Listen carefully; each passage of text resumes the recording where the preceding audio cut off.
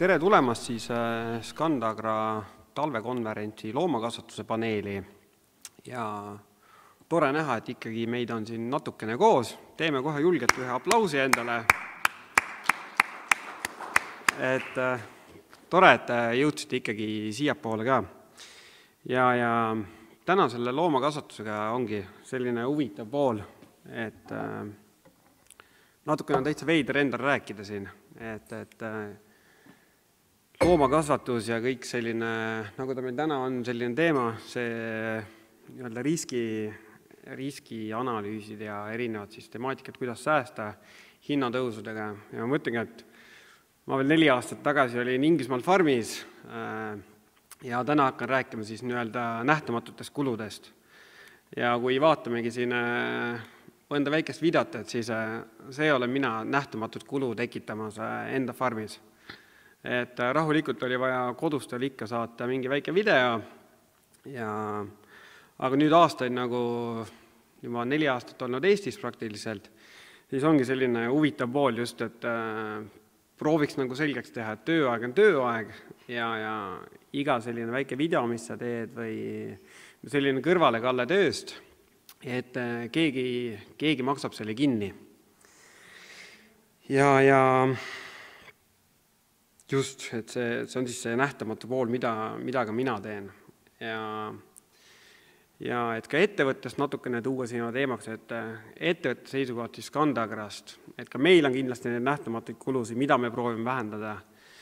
Ja see suur uudis, mis ka tuleb ka meil välja nüüd, et vähendada nii-öelda siis meie ettevõtte siseseid nähtamatuid kulusid, on ka see, et meil tuleb siis uus koduleht välja, mis on kõvasti selgem, siit on kõvasti lihtsam leida igasugust infot üles, alustades siis söötadest, viljadest, uudistest ja ilmselt, mis on ka väga tähtis, et leida vajalikud kontaktid üles. Et väike scrollimine siin näitab ära, et mis siis uuel lehel on natukene teistmoodi meil. Ja kui minnagi siis tänase nii-öelda loomakasvatuse päevakava juurde, et siin alustan mina siis. Mina olen Erki Kurakin ja olen Scandagras siis loomakasvatuse tootejuht. Minu igapäevatöö on siis leida sisendid, mida oleks võimalik siis klientidele pakkuda. Seda võimalikult õigel ajal samamoodi ära lõusata seal, et saada õige hinnaga kätte, et oleksime ka meie siis nii-öelda konkurentsivõimelised turul. Räägin siis nähtamatutest kuludest, selle kulude osa, selle ma nüüd olen siin kusagil 2 nädala jooksul proovinud kokku panna, et sinna ka jõuame kohe siis. Järgmisena on meie söödatehnoloog Marge Malbe, tema räägib meile siis söötadest ja kahjuks siis Niels Taanist, tema on meil siis ainult ekraanil, et enne tulekut kahjuks siis üllatati teda positiivse testiga, aga kõik on korras, et lihtsalt tal ei ole võimalik füüsiliselt koha peal olla. Et peame teda ekraanilt vaatama. Ja kui lähmegi siis nii-öelda minu teema juurde, mis on siis nähtamatud kulud, et kuidas see mõte oligi, et öeldi, et Erki, et sa võiksid ka rääkida mingil teemal ja mida ma olen nagu alati proovinud ka öelda, et iga farm on erinev, ei saa alati vaadata, mida teeb maailm, mida teeb naaber, et see on selline võrdlemisi personaalne igal ja ka need nähtamatud kulud on igal inimesel on hästi personaalsed. Ja see on nüüd kokku pandud siis niimoodi, et siin 2 nädala jooksul olen käinud erinevad farmi nii-öelda kuidas ma ütlen, kihtidega rääkimas, et olen rääkinud tegevjuhtidega, traktoristadega, agronoomidega, lüpsjatega, kellegi iganes. Ja need probleemid, kus keegi näeb, et need kulud on siis nii-öelda kas nähtaval või nähtamatud, need on 100% erinevad ühes farmis, mida siis 2 inimest näevad. Ja siin alustuseks tegelikult ma mõtlesingi sellise asja teha, et ma võtsin paar pilti, mõned on enda kataloogist, mõni on leitud, et andke julgelt märku, et teeme väikse sellise testike kohe, et mis te arvate, kas näiteks järgmine pilt on siis nähtamatu kulu? Ja see ei olegi veel pilt õige. Nii, proovime seda. Julgelt öelge ei või jaa siis. No teeme kätega. Jaa, muidugi on kulu. Et see pilt, kus juures eile õhtu kodus, mõtlesin, et elukaaslasega arutan läbi, et kas on kulu või ei ole. Ja minu jaoks on siin kulu on kohe see, et on kuum suveilm, mida meil viimasel ajal on. Selle jooturiga on tegelikult mitte see probleem, et ta on väike, vaid pealevoolu ei ole piisavalt. Ja kuna ümmarguselt piimas on vett selline 94-95%, siis siin selge toodangu kadu oli 2+ kilo päevas. Ja siin ei pidanud tegelikult siis välja vahetama jooturit, et teha ta suuremaks, vaid konkreetselt panema pealevoolu juurde ja sai probleemi lahendatud. Järgmine pilt vist väga ei vaja kommentaare, et kui keegi siin näeb veel tulu, siis on veider. Et siin oli lihtne väike põllutöö tegemata. Nii, aga kolmas, selle pildi üle meil kodus eile õhtu oli 10-minutiline arutelu, et mis teie arvate, on kulu või tulu siin?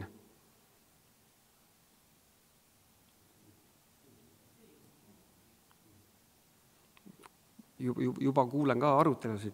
Et minu jaoks, kes siis mina vastutan ka selle eest, et Scandagro oleks klientidele pakkuda erinevaid kilesid, minu jaoks, ma tahaks seda pilti igal pool näha, et kiled siin on nad peaaegu okeilt sorteeritud ja siin ikkagi see võrk, mis seal siis teie poolt vasakul nurgas on, selle saab veel sealt ilusti kätte. Ja siin ei ole ei vanaema kummutit sees, siin ei ole rehve, siin ei ole aluseid, et see on üsna korrektselt sorteeritud kile. Samal ajal minu elukaaslane vaatas seda pilti ja ütles, et jumal, see on ju täielik ruumi ebaotstarbekas kasutamine, siia saaks panna väetised, söödad või vasikad. Et siis me arutasimegi ja mina ütlesin talle, et selles farmeril on lihtsalt ruumi, kuigi see pilt on internetis võetud. Tema ei olnud nõus, et see on, ja siin me jõuamegi sinna, mis on nüüd mingi inimese vaatevinkli siis selline nähtamatu ja nähtav kulu. Ja viimane pilt on siis, see on Inglismaalt sealt farmist, kus mina tööl olin. No mis te arvate, kulu või tulu? Kui nad jooksevad, need ei ole töötajad. Nad on poole kohaga töötajad, nad on sellised hotellikülalised seal. Et selle pildiga on selline taustalugu, et seal, kus loomad tulid karusselli peale, seal oli 3-astmeline trepp. 2 aastat rääkisin farmile, et meil oleks vaja sinna väravat. Ta rääkis, et nöörijupist piisab. See võttis iga päev aega 5 minutit, et seda siduda, seda parandada. Ja kuni selle päevani 2 aastat siis meil väiksed noorukesed jooksid ümber karusselli. Et see ajakulu, mis oli selle nööri asendamine, parandamine, valvamine, see värav oleks tasunud ennast seal nii kiirelt juba tagasi. Ja selle jaoks, et siis see värav sinna tekiks, siis pidid sõbrakesed tulema ümber karusselli korra appi meile. Ja siin ka meie jaoks oli see kulu ajaliselt, ju farmeri jaoks ei olnud rahaliselt nii suur kulu, et tal oli aega oodata, kuna me siis seda nööri seal paigaldame. Ja sellise soojendusega liigumegi siis teemade juurde, et need nähtamatud kulud, need ma siis proovisin jagada 3 gruppi, et tootmisriskid, hinna- ja tururiskid ning siis lõppu selline finants- ja õiguslikud riskid. Et sellel 3. teemal ma ei peatu lihtsalt väga pikalt, et see on nüüd puhtalt selline, need samad toetuspoliitikad, need on need keskkonnanõuded, et ma lihtsalt tahtsin selle siia kirja panna, kuna see tuli igast farmist, tuli just juhtkonna poolelt, tuli see teema nähtamatu kuluna, et kuna ei jõuta, öeldi, et on selline poliitika nii range, et kui nad jäävad ühe linnukesega hiljaks, siis on toetus saamata. ja seda eriti märkisid ära siis alustavad ja lihaviisi kasvatajad, et kui raske on siis olla kõikide nõuetega nii-öelda joone peal kogu aeg, et selleks peaks olema neil lausa eraldi inimene tööl. Ja et sinna me nii-öelda pikalt ei jää, aga et see toodi välja suures kaalus siis nii-öelda nähtamatu kuluna. Kuigi ma panin ta siin nii-öelda riskina siia, et kuna meil on riski temaatiline selline seminar. Ja kui neid hakatagi nüüd siin natukene siis lahti võtma, et see on nüüd, siin on minu vaadet julgelt, kui keegi tahab ka avaldada arvamust, võib julgelt vahele segada, et leiame mikrofoni, kuulevad kuulajad ka, kes on siis online'i läbi. Ja lähme siis esimese grupi juurde. Et siin ma jagasin ta siis 5 nii-öelda alalahtrisse. Et alguses ma tegin sellise uhke nii-öelda presentatsiooni, et hakkab tulema uhkelt külgede pealt ja ülevalt ja alt. Aga siin ma jätsin nad kõik välja, et saaks nii-öelda juba pikemalt seedil sellel teemal. Ja siis esimene punkt, mis tuli alati välja absoluutselt igas nii-öelda farmi kihis, oli vana hea ilm. Ja kui enne siis oligi, Aadi ka rääkis, et sügisene aeg, et see on selline kõige ohtlikum aeg. Huvitaval kombel farmidest tuli hästi palju välja, et mis saab siis, kui meil satuvad nüüd sellised kõik need soodsad tingimused. Et hea näide ongi minu jaoks on siis eelmine aasta, kui esimene niide oleks võinud olla paljudes farmides ideaalne. Aga lõpuks ikkagi sellist päikest, kuumust, kõike seda tuli liiga palju. Mõned farmid said neile siis nende standarditele natukene liiga hea massi sealt kätte. Seda ei suutnud nad ise hallata, see ikkagi võttis vale käärimisprotsessi ja see soodne tingimus nii-öelda on minu jaoks saanud siis sellise nähtamatu kuluteguri. Et keskendutakse väga palju sellele, mis saab siis, kui juhtub midagi halba. Aga unustatakse ära see, et meil on igas farmis on head agronoomid juba, neil on see know-how on olemas, et võib-olla peaks hakkama keskenduma ikkagi sellele, et äkki me teeme 1 aasta kõik ideaalselt, äkki ilmataat tulebki meie poolele ja hakata juba vaatama seda, et mis paksusega me paneme sinna peale kile, kuidas me katame need silod kinni. Kõik sellised väga pisikesed nüansid, mis me jätame siis vaatamata hirmus sellele, et mis saab, kui kõik läheb jälle halvasti. Et sellepärast ma ei keskendugi siin ebasoodsatele ilmastikutingimustele, vaid olen positiivne ja vaatangi enda koera-karva järgi väga palju praegu seda, et talvel on tal väga paks karv, järelikult tuleb väga kiire selline lumesulamine ja see on vanarahva tarkus, et kui koera-karv on paks, siis ta viskab karva ruttu maha ja tuleb soe kevad, mis tähendab veel soemat suve meile. Et eks näha, mis siis maikuu toob. Nii, ja kui liigume edasi, siis on taime ja loomahaigused. Siin taime nii-öelda haigustest ma ei tunne, et ma olen kõige pädevam rääkima, see on ka kindlasti teises ruumis rohkem lahti seletatud. Ja need loomahaigused, need haigused võib-olla on natuke julm sõna, aga ma panin ikkagi välja, et siia alla ma panin kõik sellised bioohutuse nõuded ja ikkagi siin käies ikkagi ilmselt rohkem ringi farmides, kui ikkagi farmis igapäevaselt siis keegi tööl on. Et endale kuidagi näen ma harjumatult ikkagi palju, et keskendutakse sellele tagajärjele. Ja tagajärjel just selle poole pealt, et hakatakse uurima süvitsi, minnakse 2 sammu siis alles tagasi, kui on mõned loomad surnud, kui vasikatel tekivad, mitte vasikatel, siis vaid tervel vasikakarjal tekib meeletu kõhulahtisus, et siis hakatakse nagu probleemidega tegelema ja tootejuhina näen ka väga selgelt, kuna need probleemid tulevad. Et meil on iga kevad ja iga sügis on elektrolüüdi müük ettevõtte siseselt kasvab siis kordades. See minu jaoks on selge signaal ikkagi sellele, et ei ole seda valmisolekut siis suvisele kuumusele, kui vasikatel tegelikult tekibki vedeliku puudus.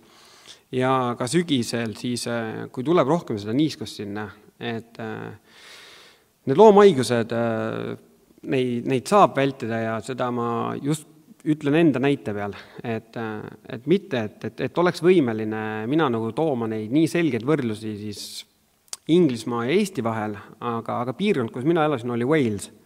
Ja Wales on teada tuntud enda suurte sademete poolest. Et see, et meil siis sügisel tekib palju kõhulahtisust, vasikad on haiged, piimatoodang langeb, see minu jaoks ei ole endiselt veel aru saadav, miks see juhtub. Sest meil seda juhtunud, et meil ei tekkinud sellega kõhulahtisust, kui meil tuli 3-4 päevane selline väike tsüklon sinna peale. Et ma kuulsin, et küsimusele ka vist ei olnud.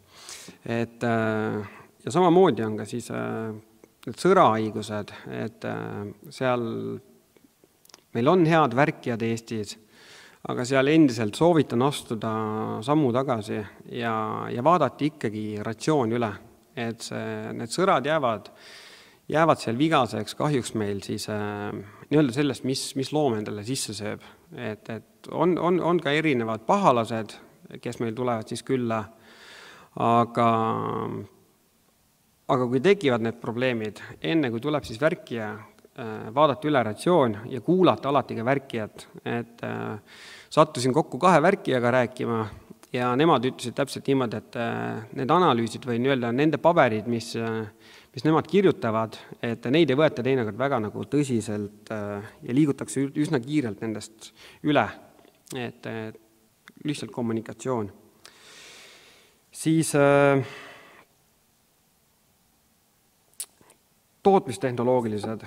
Siin tuli, see oli igal pool pikk arutelu ja see nähtamatu kulu, siis seda pandi väga palju seal just ongi tehnoloogia areng, et kas robot versus karussell, rohkem inimesi versus andurid ja üks suur aga, mis tuli igal pool välja, oli farmi juhtimise programm, et mis on siis erinevad programmid arvutites.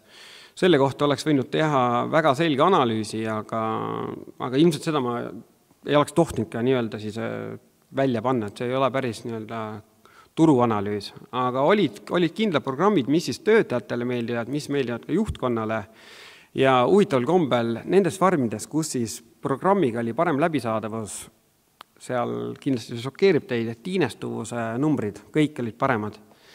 Ja siin taaskord ütlen, et kui ikkagi farmis, ma tean, kui kallid need programmid on ja see muutmine on ülikeeruline, aga kui ikkagi kusagil 60% farmi inimestest juba natukene kurdab seal, et programm on arusaamatu ja programmi numbrite sisestamine võtab hommikul 2,5 tundi aega, siis see läheb nii suure nähtamatu kulu alla, et tahtmata siin hakkavad kannatama nii piimanumbrid kui ka lihakaalunumbrid.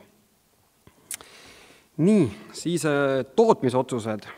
See tootmisotsus nüüd, see on ühe väga minu lapsepõlve sõbra farmi näitel juba.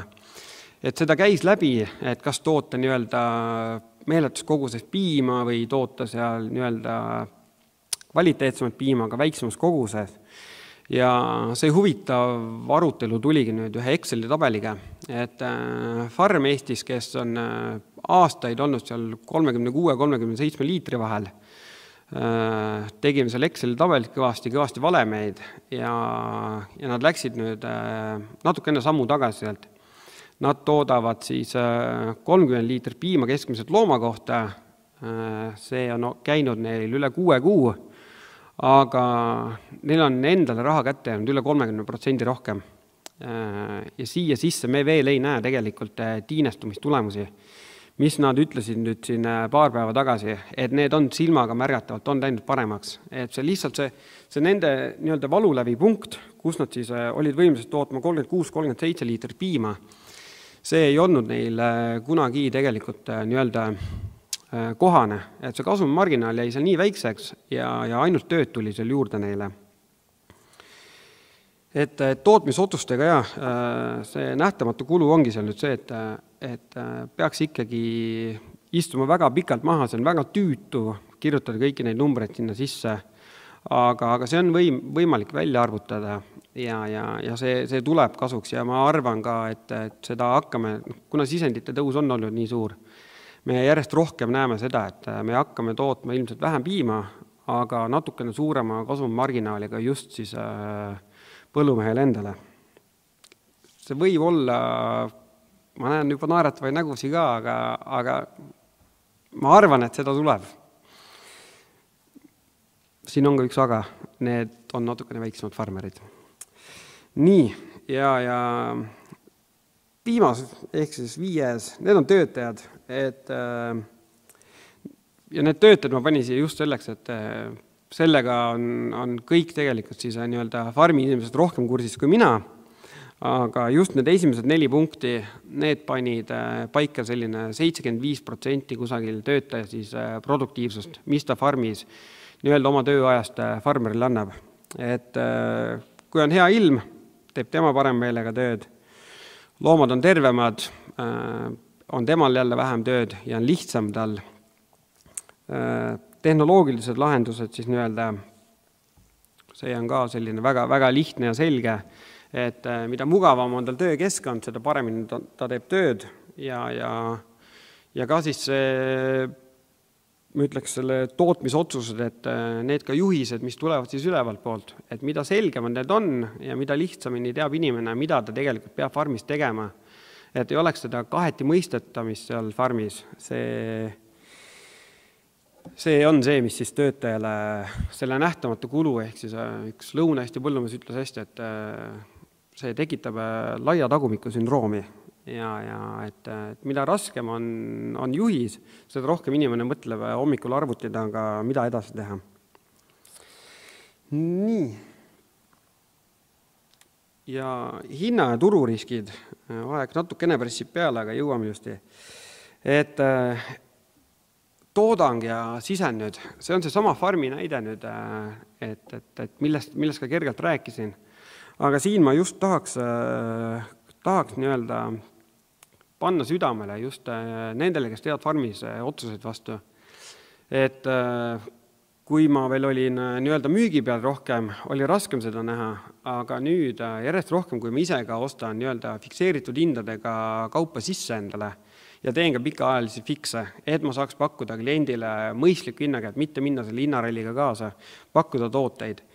Siis toodang ja sisend, seal hetkel ma väga soovitan inimestele, et teha 2-3 kuuseid fikse, et novembri lõpust saati ei ole mitte ükski minu klient veel ühegi fiksiga nii-öelda põlenud, et meil on ka fiksidest muidugi lihtne rääkida, meil on väga tugev hinnatõus igal pool, aga meil ei ole ka kusagil ühtegi märki, et miks see peaks nii-öelda langema. Ja sellepärast ma olen ka pannud enda kõikidele klientidele nii-öelda südamele, et Skandagras on, Marguse slaidist tuli ka välja, et on võimalik teha erinevaid siis nii-öelda fiksamispoliitikaid, kuidas siis olla kliendile vastutulelikum ja kui on mingeid mõtteid, söödad, piimapulbrid, kas või see sama elektrolüüt, mõelge pikemalt ette ja võib julgelt pöörduda kas minu mõne müügispetsialisti juurde, et neid diile saab teha ja see on farmerile väga-väga suur võit. Just räägime, hea näide on kõik kilehinnad, et need, kes ikkagi detsembrikuus suutsid otsused vastu ära võtta, nad võitsid vähemalt 20% nii-öelda kile ostuhinda siis ja seal ei ole mitte midagi nagu teha, et ostuhinnad on nii palju tõusnud juba, et ei ole lihtsalt võimalik. Uued turud, see on siis nii-öelda lihamüüjatele natukene suunatud, kindlasti ka piimasektoris linnud, kõik munad, erinevad toodangud. Et selle uue turuga lihtsalt ma näen natukene seda, et teinekord minnakse lihtsamalt vastupanu teed, müüakse kohalikul turul toode odavalt maha ja samas pikemalt rääkides, istudes natukene kas või kliendiga telefonis, kliendiga maas vaadates Google'is natukene ringi, leiad kliendile juba parema turu, kuhu siis enda toodangut müüa. Et tasub seal siis nii-öelda ringi vaadata. Ja nõuete poole pealt sellega peab siis igaüks olema nii-öelda farmi tasandil, et kas me tegeleme siis seakasvatusega, piimatootmisega, lihatootmisega, et need nõuded on muutuses juba erinevate nii-öelda, mida sisendina võid kasutada ja et nende nõuetega lihtsalt kursis olla. Et kui seal teha see väike valeliigutus praegu, siis kuna need nõuded, mõni tuleb näiteks siin juunikuus, et kui sellega seda mööda paned, siis sul tulevad tahes-tahtmata trahvid. Ja nõuetega ka ei saa üle sellest kilepildist, et tulen kiled juurde sinna tagasi, et kiled me endiselt võtame ilusti tagasi, aga kiledel on ikkagi riigipoolne nõue, et kile peab olema siis sorteeritud. Ja see vanaema kummut, mis oli siin hiljutine näide, et saadeti kiledega ära, see kahjuks ei lähe siis nii-öelda sorteeritud kilede alla. Ja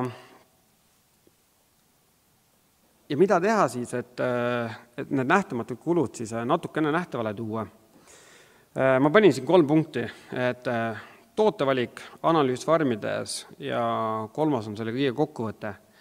Et tootevalikuna just mina mõtlengi väga tugevalt seda, et vältida kalleid ravimeid, keskenduda ikkagi profülaktikatoodetele, et need oleks olemas, veel parem, kui teil on enda siis nii-öelda koostööpartneriga, on ka see mõni fiks juba võib-olla paigas. Ja see tootevalik on just see, siin me jõuame ka, siin võib minna väga laiali, alates kuni juba mineraalideni, et see tootevalik siis paneb ikkagi selle esimese suuna, kui palju te hakkate enda loomi ravima. Ja see on iga farmi näide, et ülesöötmine jõusöödaga näitab ära, et lahkamisel loomad on täiesti tulipunased seest. Seal peaks vaatama juba aineid, mis lähevad loomale sisse. Samamoodi profülaktika poole pealt võiks olla ikkagi rohkem profülaktikatooteid farmis elektrolüüdina kas või vasikatel siis, või siis mingi vitamiini preparaadina, et teha see nii-öelda vasikakasvatus odavamaks. Analüüs farmides, see on nüüd siis nii-öelda meiepoolne teenus veel, et meil on head inimesed siin, kes käivad, teevad söödasõelumisi, sitasõelumisi. Viljandi laboris on ka, või meil Viljandis endal on ka siis silo nii-öelda analüsaator, millega on võimalik saada esmased tulemused, ehk siis kuivaine proteiin arvutada. Et kõiki neid nii-öelda andmeid kasutades, enda farmile otsa vaadates, ma siin ütlen selle küll julgelt välja, et ei ole farmi, kus ei ole võimalik säästa raha. Et oleks seda aega natukene rohkem ja see aeg kindlasti ka tuleb. Kui ma jõuan teha ühe väga mõnusa presentatsiooni sellest ühest Lõuna-Eesti farmi näitel, kuidas selle aastaga nüüd on tulud ja kulud siis kasvanud. Kulud siis ikkagi võiks langeda. Ja 3. ma paningi siis selline mõnus lause, et visioon paremast tulemusest. Et 3,5-4 aastat tagasi, kui mina siis Eestisse tulin, et minu visioon oli täpselt selline tollel väga sinisilmne veel, et vasikad võiksid olla sama terved, kui nad olid minul siis Inglismaal farmis. Aga vaadates seda meie näiteks külma talve, natukene inimeste sellist erinevat suhtumist ja ka ühiskonna suhtumist nii-öelda farmi töötajatesse, siis see esimene visioon kadus väga kiirelt ära, et see nõuab väga pikemaajalised nii-öelda tööd. Aga igal inimesel peaks olema see visioon, et teha see tulemus siis paremaks. ja just konkreetselt istuda maha ja panna ikkagi ausalt kirja, mis on minu farmi need nähtamatud kulud ja miks nad on ja kuidas on võimalik neid vähendada. Ja minu poolt kõik, äkki küsimusi? Kui ei ole, siis minu poolt aitäh ja edasi läheb päevaga siis Marge Malbe ja söödatehnoloog ja söödab. Aitäh!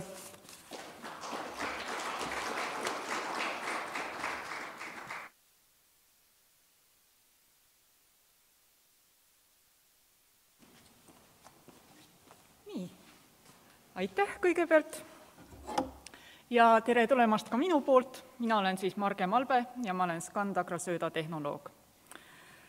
Ja Scandagras praeguseks olen ma töötanud umbes 7 aastat ja natuke peale. Nii. Ja see, millest ma siis täna räägin, esmalt Scandagra veistesöötadest ja edasi siis juba ka söödariskidest ja nende minimeerimise võimalustest ja just meie enda tootmise seisukohast. Nii, ja siia slaidile ma panin nüüd nimekirja kõikidest nendest looma- ja linnu- ja putuka- ja kalaliikidest, kellele me praegusel hetkel juba söötasid toodame. Ja selle aja jooksul, mis ma olen Scandagras töötanud, et näen isegi, et see nimekiri on läinud nagu järjest pikemaks, ja ma olen selle üle ka päris õnnelik. Et seda huvitav on minu töö. Ja see number 1 loomaliik, ma arvan, et on siiski praeguse seisuga sead, sest kuskil 70-80% oma söödast me toodame sigadele. Järgmisel kohal on veised. Ja praegusel hetkel kõige uuem ja mahult vast ka kõige väiksem on siis täissööt toakilkidele, päris tõsiselt. Ja praegu on ta küll mahult kõige väiksem, aga küll seegi paisub. Et huvitav igal juhul. Nii, ja kui me räägime nüüd meie söötadest, siis meilt on võimalik sööta saada granuleeritud kujul, purustatud graanulina või jahuna. Ja selle pildil on siis näha nagu graanul, on näha jahu ja on ka 2 purustatud graanuli versiooni. Graanuli pikkust oma tootmises me saame reguleerida ja praegu on see graanuli pikkus on kuskil vahemikus 0,8 kuni 2 sentimeetrit. Veiste puhul on siis 2 sentimeetrit pikad need graanulid, vasika starteri puhul 1,5 sentimeetrit. Aga läbimõõt on kõigil siis 0,4 millimeetrit ja seda me tootmises nagu reguleerida ei saa, et siis lihtsalt see 0,4 millimeetrit see graanuli läbimõõt ongi. Ja nüüd tulles nagu veistesöötade juurde, siis praegu me toodame Scandagras noorkarjasöötasid, siis edasi on lehmadele täiendsöödad. Meil on 3 sellist põhilist täiendsöötade sarja, need on nimetusel Opti, Maxi ja Robi. Ja päris palju on praegusel hetkel suurenenud ka sellised individuaalse retsepti alusel toodetavad söödad ja need on siis välja arendatud just konkreetsele farmile ja vastavad siis selle konkreetse farmi vajadustele ja seal kasutatavatele koresöötadele või siis teistele toormetele. Ja samuti on olemas meil mineraalsed täiendsöödad.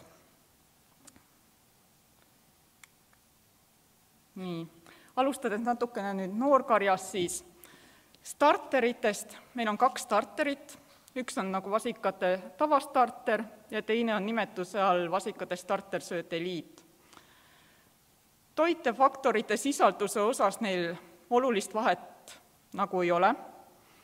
Et metaboliseeruv energia on antud juhul mõlemi starteri puhul 12, megatšauli toorprotein on 19, küll aga on erinevus toormetes, mida me kasutame. Ja Eliidis on siis lõssipulbri asendajat on nagu rohkem ja ka linakooki. Ja üldiselt ma olen ise soovitanud niimoodi, et eliiti võiks kasutada, ütleme, vasikatel päris algusest kuni kuskil 7. elukuuni ja see tavastarterit pigem alates 1-6 vasikatest kuni 7-6-teni. Aga see ei ole ka päris absoluutne, sest ma tean näiteks farme, kus on ka see tavastarterit kasutatud päris algusest peale, et on toiminud väga hästi. Järgmine on meil üks noorveiste täiendsööt 18% proteiiniga, energia 11,4 ja mida me soovitame siis noorveistele vanuses 6-18 kuud. Ja see on iseenesest see põhiline söödavalik meie noorkarjale. Aga kui nüüd minna edasi siis lüpsilehmade juurde, siis üks nendest vanematest söödasarjadest on meil veiste täiendsööt Opti.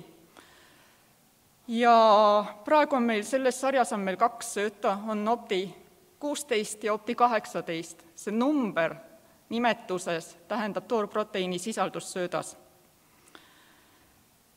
Ja mõlema sööda puhul on siis, siin on energia on 11,4 megatšauli ja toorproteiin siis on 16 ja 18, sõltuvalt söödast.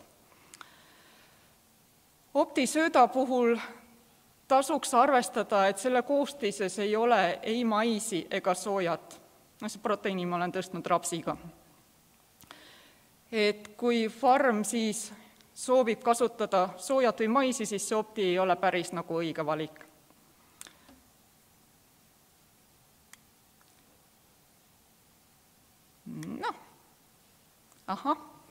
Ja järgmine nagu sari on meil veiste täiendsööt Maxi.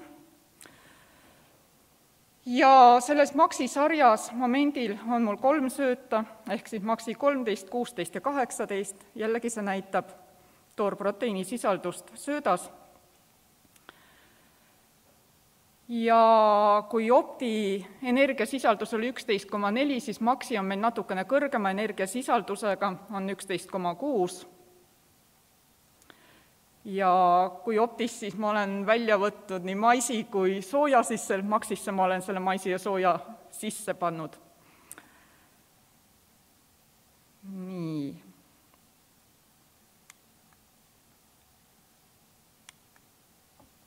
Ja kolmas, ühesõnaga täiendsööda, selline standard täiendsööda sari on meil Robi ja see on praeguse seisuga ka kõige pikem sari meil, sest meil on Robi 13, 16, 18, 20 ja 22 tootmises. Ja jällegi, ehk siis sõltuvalt söödast on see toorproteiini sisaldus selles sarjas kas siis 13, 16 ja nii edasi või siis koguni 22%. Robi on meil ka kõige kõrgema energiasisaldusega, ehk see metaboliseeruv energia on 11,8, kui Optil oli 11,4, näiteks Maxil 11,6. Ja selle Robi sarja väljaarendamisel ma olen tegelikult pidanud silmas küllaltki palju robotlüpsiga lautasid. Ehk ma tahtsin tegelikult välja arendada ühte sellist sööta, kus ma pidasin hästi tugevalt silmas graanuli kvaliteeti, et ma ei kasuta mitte ühtegi toormaterjali, mis võiks seda graanuli kvaliteedi nagu kuidagi halvendada, olgu see siis nisu, klii või kaer. Aga jah, ja siis Robi ongi selline sari meil, et sobib ka robotitesse väga hästi, aga see ei tähenda, et seal peaks kasutama ainult robotist, et täpselt samuti saab seda kasutada ka maast. Ja samas ka Maxit ja Optit on võimalik kasutada robotist.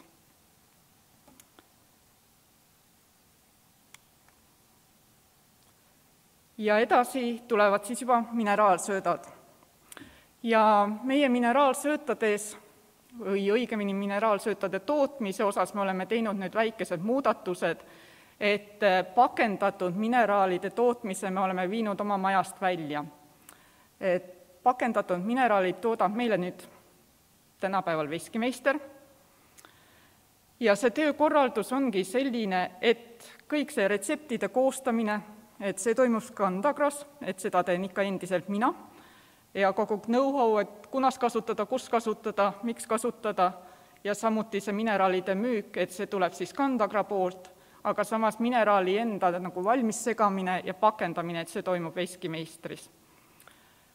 Ja igal sellisel muudatusel on kahtlemata oma kasulik mõju ja ka sellel koostööl veskimeistriga üks paljudest näiteks kasulikest pooltest on see, et me saime tulla turule oma mahemineraalide sarjaga. Ja praegusel hetkel meil on 2 mahemineraali, need on Farmin nimetuse all, ehk siis Farmin 2.1 mahe ja Farmin kinnislehmadele mahe. Ja kui ma neid retsepte koostasin, siis Farmin 2.1 mahe, see 2.1 näitab siis kaltsiumi-fosfori vahekorda, ja siis ma olen arvutused teinud selliselt, et ma kujutan ette, et need sobivad nagu, või see konkreetne mineraal sobiks nagu suhteliselt hästi sellistes keskmistes mahefarmides. Ja teistpidi see kinnislehmad on meil ikkagi olemas nii mahe- kui tavafarmis, et teine mahemineraal, mille ma välja arendasin, oli siis Farmin kinnislehmadele. Aga see sari ei pea sugugi jääma nii lühikeseks, et sõltub siis sellest, et kuidas hakkab minema müügiga, kas tekib vajadust arendada välja nagu täiendavaid mahemineraale, et siis me lihtsalt arendamegi välja täiendavad mahemineraalid. Ja samuti on meil olemas ka veel tavamineraalide sari ja jällegi on nimetuse all Farmin ja neid tavamineraale on meil päris palju, on siin Farmin 1.2, on meil siin kõrgem magneesiumisisaldusega, on gelaatidega, on noorveistele ja samuti kinnislehmadele. Et see sari on meil tegelikult olnud turul juba päris kaua aega. Ja loodan, et see sari praegu siis katab ära päris hästi meie tootjate vajadused, aga jällegi, kui tekivad mingid spetsiifilised vajadused, siis alati neid mineraale saab juurde arendada. Ja need olid siis ühesõnaga meie standardsöödad, meie põhilised standardsöötade sarjad, ehk need on need söödad, mille koostist ma hoian küllaltki muutumatuna nagu kuust kuusse, ehk need on meil kogu aeg hinnakirjas, on enam-vähem samasugused.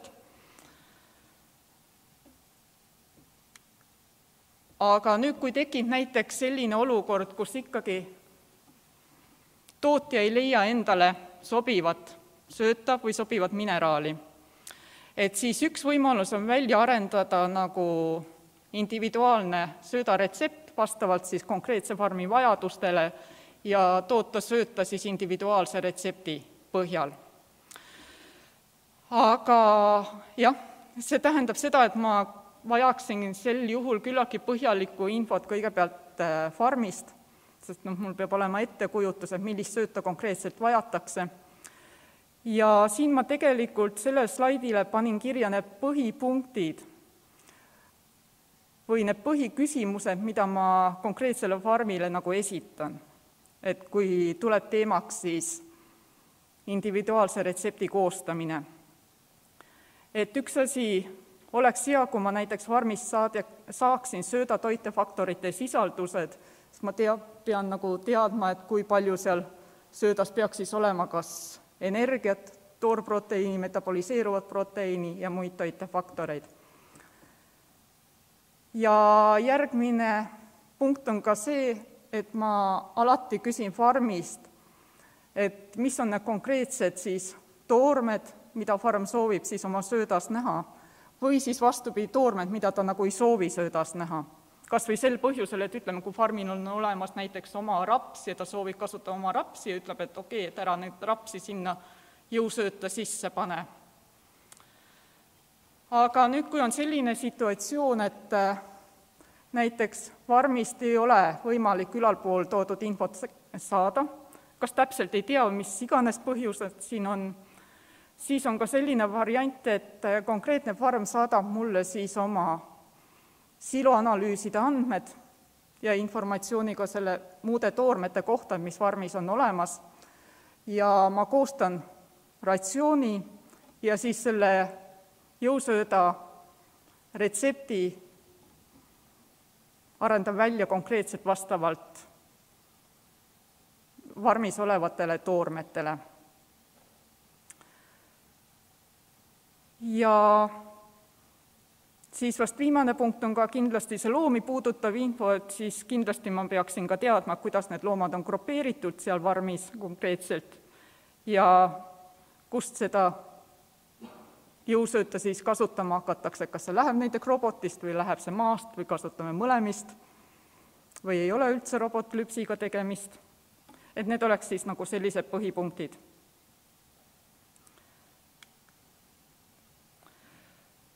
Okei, ja need olid nagu meie veiste söötade pool. Jah, üks asi on sööda tootmine, aga mis tahes sööda tootmisega kaasnevad omad riskid. Pole tegelikult ei ühtegi tootmist, kus neid riske ei oleks, ja pole ka tootmist, kus ei oleks võimalik neid riske maandada. Ja nüüd, kui ma hakkasin nende riskide peale siin mõtlema, siis ma esmalt panin kirja meie söödatootmise põhietapid. Sisuliselt iga selle etapiga kaasneb mingisugune risk. Midagi võib minna siin valesti.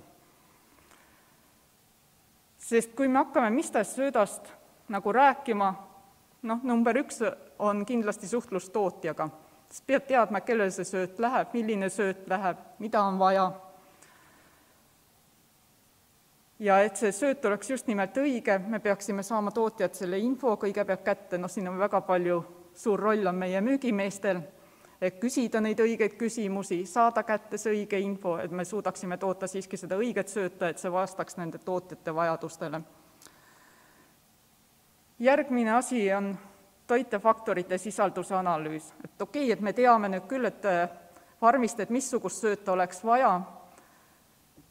Me teame ka, millistest toormetest see sööt peab koosnema, aga järgmine küsimus on see, et mis on nende konkreetsete toormete toitefaktorite sisaldused. Ehk siis kui palju näiteks, ütleme, teraviljas, kas või odras, kaeras, nisus, kui palju on konkreetset proteiini, missugune on energia, kui palju on toorkiudu, toorrasva.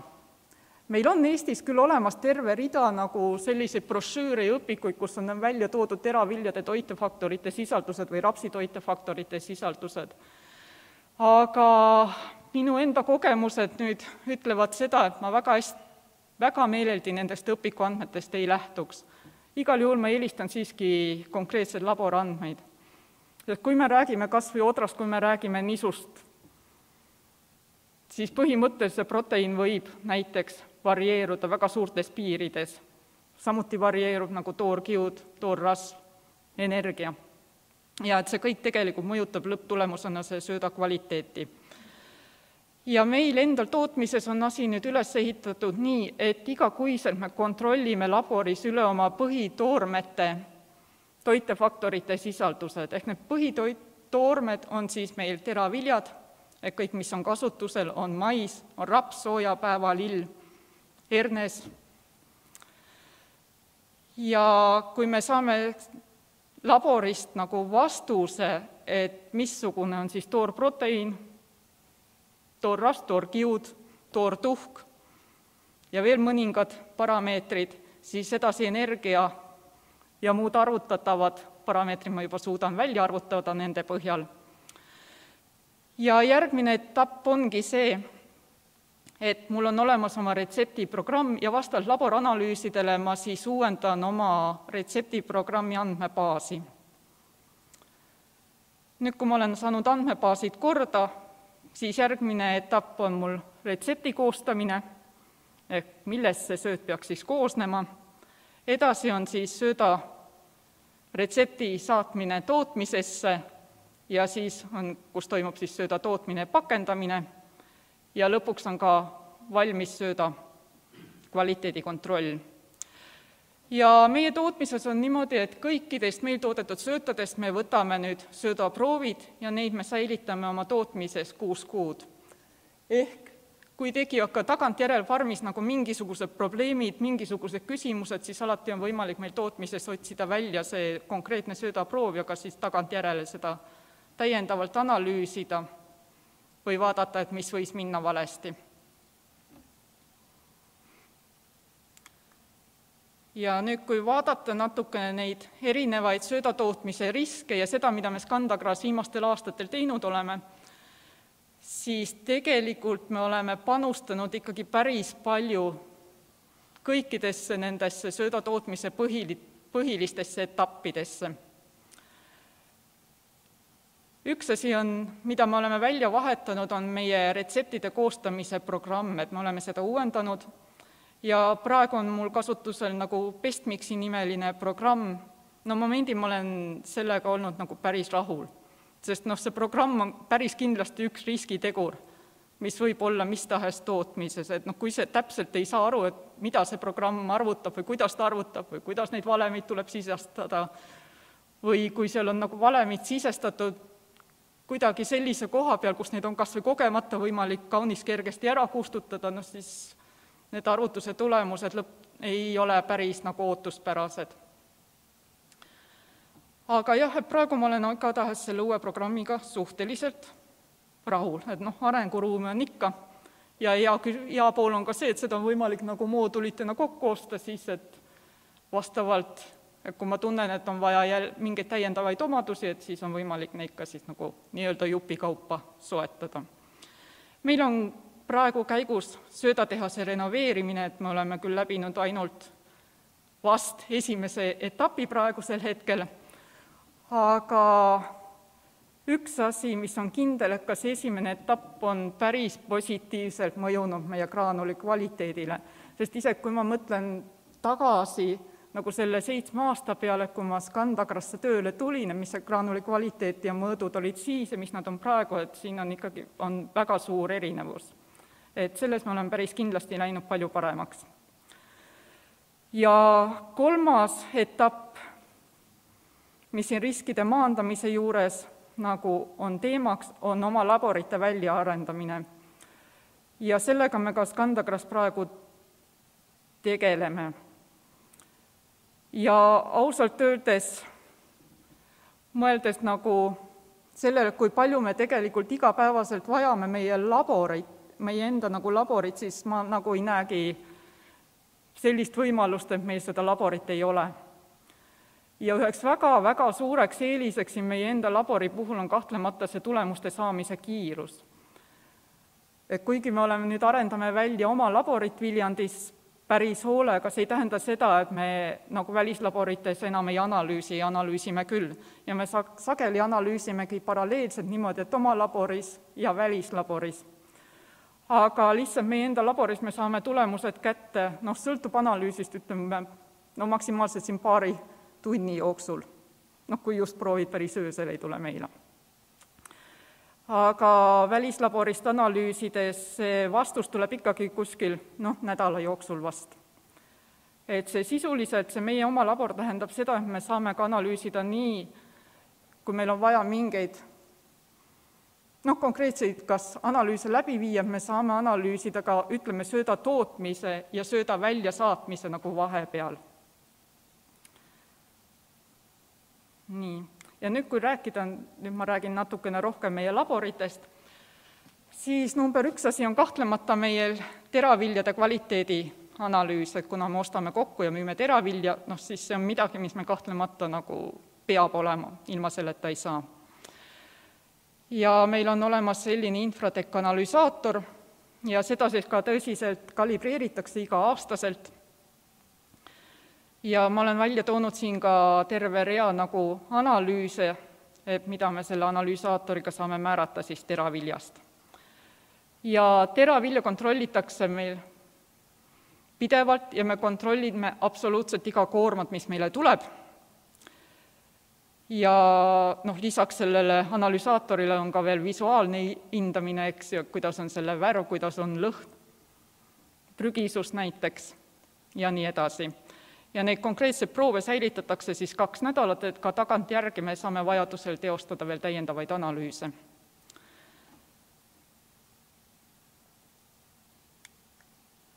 Nii, järgmine võimalus, mida me oleme nüüd oma laboris püsti pannud, on mükotoksiinide analüüsi võimalus. ja mükotoksiine saab siis meil analüüsi kas teraviljast, kaunviljast, söötadest ja siin on ka pilt konkreetsest analüsaatorist. Ja siin on reas ka need mükotoksiinid, mida me analüsaatoriga praegusel hetkel me saame analüüsida. Et täiesti regulaarselt analüüsime me tonni ja senni, aga valmisolek on analüüsida ka alumist 3 toksiini põhimõtteliselt, et kui on nõudlus, siis me saame nagu seda teostada. Ja mükotoksiinide koha pealt ma ütlen, et me ei ole akrediteeritud nagu metoodika, et mükotoksiinide puhul päris kindlasti me saadame paralleelselt nagu proovid ka välislaborisse, üldjoontes põllumajandusuuringute keskusesse, aga et nüüd me praeguseks neid mükotoksiine me oleme siiski analüüsinud seal oma laboris niivõrd kaua, et me saame öelda, et need vastused langevad ikkagi väga hästi kokku.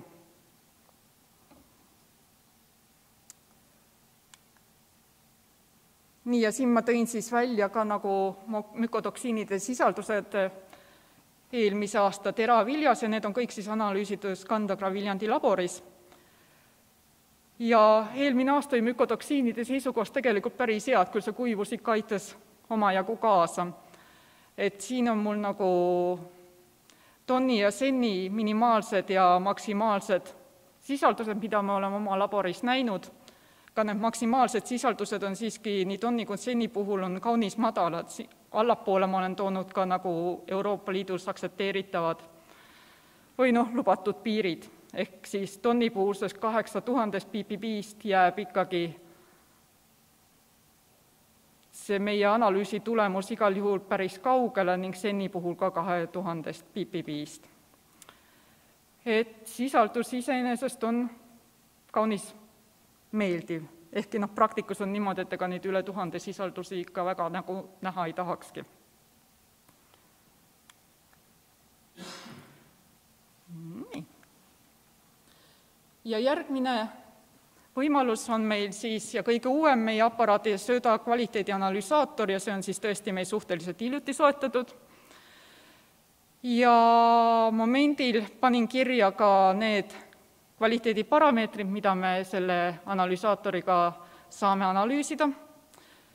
Ja jälle ka siin ei ole tegemist nagu akrediteeritud metoodikaga, ehk siis me teeme paralleelseid analüüse meie enda laboris ja ka välislaboris. Ehkki see pool, need kvaliteediparameetrid, mis siin nagu nimekirjas on, et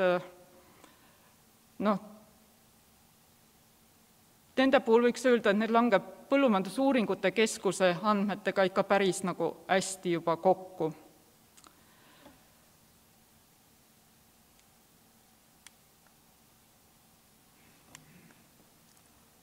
Ja tegelikult selle söödaanalüsaatoriga on nüüd üks hea asi veel, et sellega on võimalik analüüsida ka silo kvaliteedi parameetreid ja see on ka tegelikult asi, mida me tahame endal Scandagras lähiajal nagu välja arendada. Praegusel hetkel jah, meil on see aparaat on olemas, aga regulaarselt me seda veel kasutada ei saa, see praegusel hetkel vajab see kalibreerimist ja sellega me nagu töötame. Aga kui hästi läheb, siis ma ei tea, Erki, kas saame selle aasta sügisest käiku või järgmisest aastast või? Hoiame pöialt. Nii, et need olid ühesõnaga meie laborvõimalused ja sellega ma iseenesest tänan nagu kuulamise eest ja siia ma panin kirja ka meie tootmise laborite kontaktid, ehk siis ühtepidi minu enda kontaktid. Järgmine kontakt on Marge Akenberg, kes on meil laborite juhataja. Marge on meil kaasas, lehvitaja. Et ühesõnaga, Marge on meil siin täiesti olemas, et kui laborite või metoodika osas on mingisuguseid küsimusi, siis võtke julgelt nööbist kinni ja küsige. Ja meie kvaliteedi- ja tootmisjuht Epp Saluverg, kes kahjuks täna meil siia tulla ei saanud, aga e-maili ja telefoni teel on ka kättesaadav, et kui on küsimusi, siis kontakteeruge aga julgelt. Nii, 1 minut aega. Nii, aga minu poolt siis aitäh. Kas on küsimusi? Jaa, palun. Tere ja olen Kristi Lember Maaeluministeeriumist ja küsin selle kohta, et kas olete oma söötadele plaaninud peale panna ka mingit süsiniku jalajälje märgist? Tõesti, me oleme plaaninud seda peale panna ja see on meil ka tulevik, aga praegusel hetkel me ei ole asjaga veel nii kaugel, et me suudaks seda momendil kohe peale panna. Kas see on teada, et kas kuskil mujal juba pannakse ja kasutatakse mingit metoodikat, et ma ei ole näinud seda meie Eesti söödatehastel. Võib-olla ma eksin, äkki kellelgi on mingit teistsugust infot. Aga ma tean, et nagu söödalisandite müüjatest, et ma olen seda konkreetset süsiniku jalajälge küll peal näinud, näiteks Alltech kasutab. Ja ma olen näinud neid ka mõnel teisel veel. Aga jah, et meie söötade poole pealt see on meil plaanis, aga see on töö all. Ja selles osas ma olen uurinud ka neid enda programmi ja Bestmixi võimaluse, kas seda kaudu hakata peale panema ja nii edasi, aga momendil me ei ole veel nii kaugele konkreetselt suudaks seda panna nagu oma etikettidele või söötadele peale, aga tegeleme. Väga põnev, ma kasutan võimalust ja küsin veel, et kas näiteks vetikatega olete ka mingisuguseid söödalahendusi proovinud? Praegu vist mitte veel. Momendil me ei ole proovinud, jah. On mõtteid selles suunas, nii et võime äkki hiljem rääkida. Ja. Siis on minu poolt kõik, väga huvitav ettekanne oli, aitäh.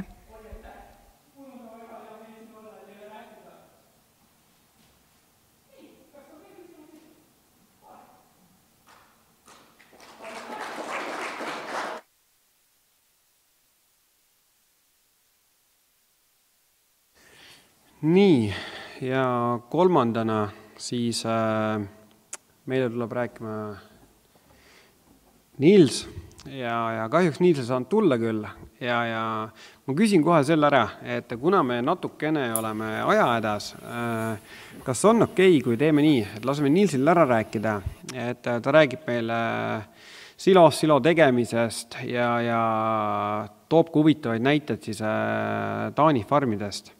Et kui on okei, kuulame ehk inglise keeles ära ja saame pärast äkki siis arutada, kui tekib veel mingeid küsimusi juurde. Vist on okei. Ja ütlen ka sellise asja nüüd välja, et kuigi siis õhtujuht sai temaga räägitud või päevajuhiga siis, et enne seda presentatsiooni, selle ma ütlen küll nüüd välja, et meil on üks eripakkumine täna ja need samad siis silokindlustuslisandid, millest siis hakatakse rääkima. Et kes mind teab, siis teab, et ma mõne koha pealt hoian väga ranget hinnajoont ja tänase päeva lõpuni on ka siis selle hind nii maisil kui siis rohusilal on 65 €. Ja iga 20 siis nii-öelda pakiga tuleb kaasa ka ekstra analüüs veel siis Saksamaa laborites. Ja vaatame selle ettekande ära ning kui tekib huvi, saab alati minu poole pöörduda. Kas Niels? Hey Niels, good afternoon. Hey. Can you hear me? Yeah, and the stage is yours. Thank you. Hello, Estonia. Sorry that I couldn't join you today because of COVID-19. I got it last week, so I was not able to travel to visit you. My title for today, Why Good Silage Management with Use of Inoculants are Needed. I also heard that you have some very nice, great dairy farms in Estonia. So maybe the things I'm going to tell you, you already know. But my background for being here today is that I've been educated a farmer some days ago. You can look at my color of my hair. I've been working in a feed mill for some years and been working many years as a consultant for dairy farmers.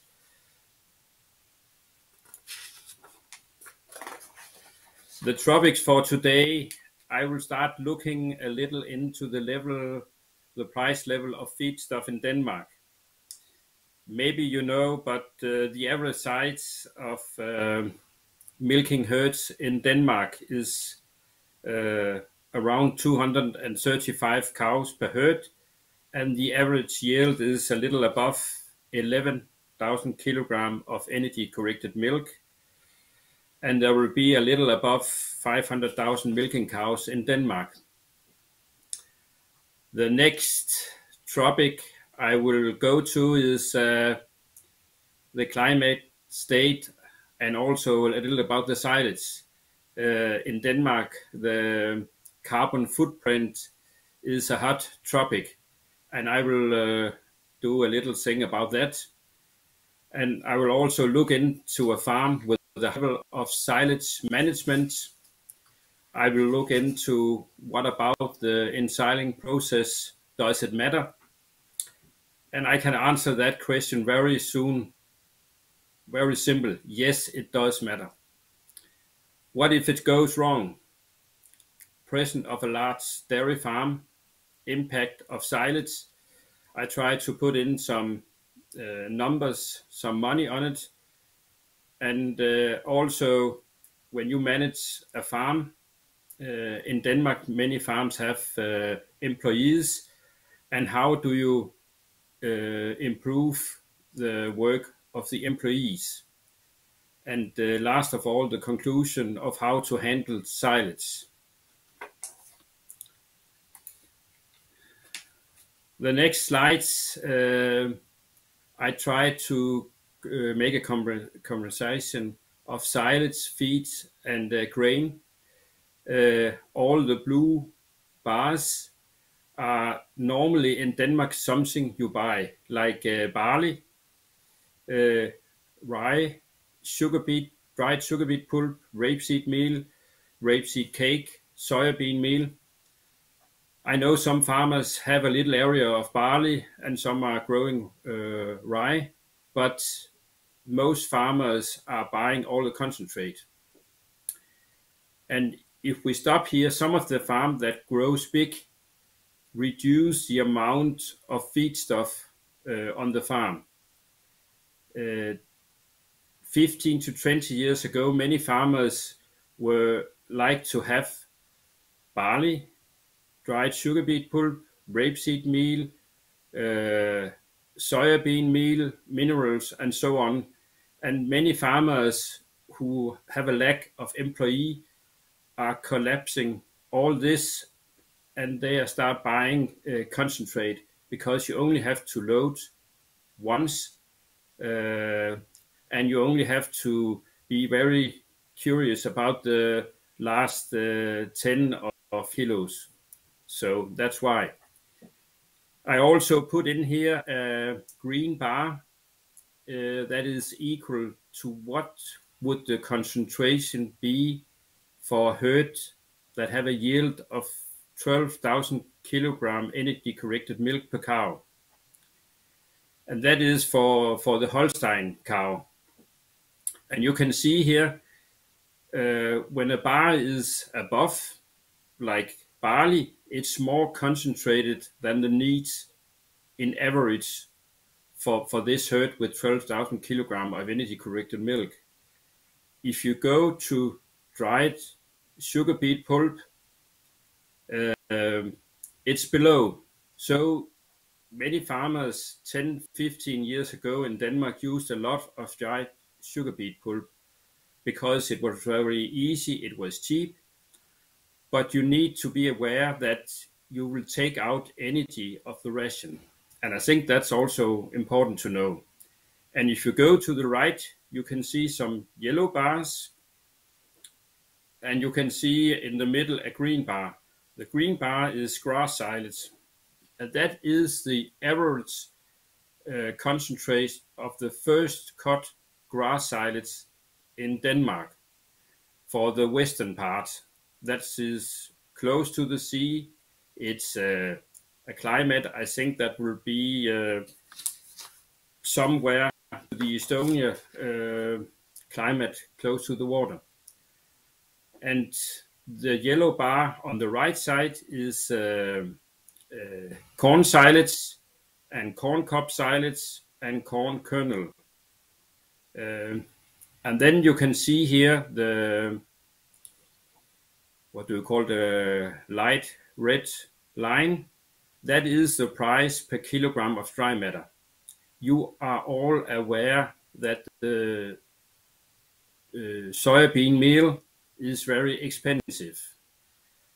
And you can also see, if you're going to buy barley and rye at the feed mill compared to any other things, it has risen in price. So if user of barley, that will be good. If you are a buyer, it will be not so good. And you can also see the average price for silage. That is not what is detected. That is the fixed cost for silage when you do your annual report in Denmark. And some farmers, if they are very good and they don't make too many cuts, they will be able to produce grass silage at that level, at that price level. And also maize. That is the cheapest thing you can produce. Maize silage is the cheapest thing you can produce yourself. And you can produce, if you have a high yield of maize, it could be interesting to produce other products. So that was just to be aware of how the situation is. And some farmers think if you are going to rise your yields, you have to make the feed more concentrated. And one way or the other, that is correct. But if you're taking very good care of the farms and you have a very good quality of silage, not only the analysis, but also the way you handle it, you will be able to make the cows eat more than you expected in a program.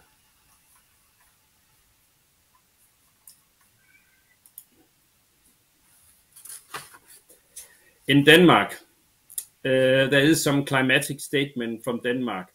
And do they relate to silage quality? Yes, they do.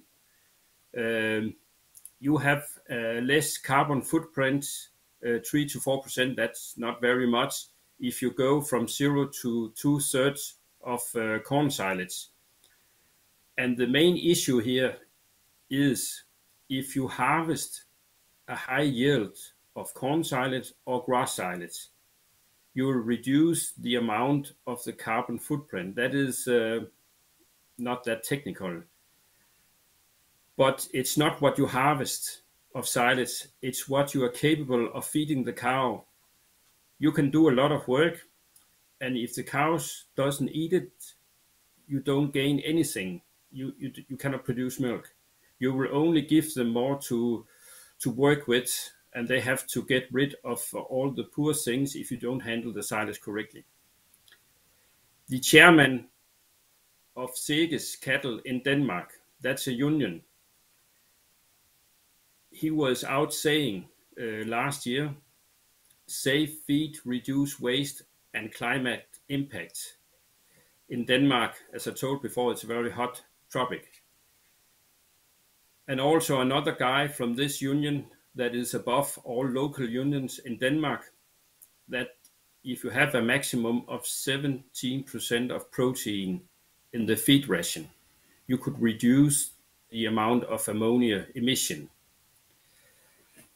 And many farmers that were going to present the animals in front of other people and the other community in Denmark, they were feeding with 18 to 19% of protein. But a lot of investigation past the last year find it out that the maximum yields, if you also look to the emission of ammonia, will be about 16 to 16.5% of protein. And even though I tell that to a dairy farmer, he will not change his feed ration immediately. But some of the farmer that was not so improved about this were joining a trial where we reduced it with only 0.5% of protein, and the calculation of this convinced the farmer that he needed to reduce the amount of protein, also the prices of protein, make it easier for him. And also the last part, mortality. If you have a lot of mortality in your herd, if you have a lot of cows or small calves that are dying, you will feed them with silage, concentrate, and if they are going to die, you have a waste. And that waste, if you can make a reduction, I think the mortality in average in Denmark for cows is about 5.5%. And if you can make a reduction there, it will improve the N efficiency. And that is also, if you take all those into account, all the above, it will improve the N efficiency. But I know when I'm talking to colleagues or farmers, if it also improves the economy of the total farm, they are easier to talk with, and it does.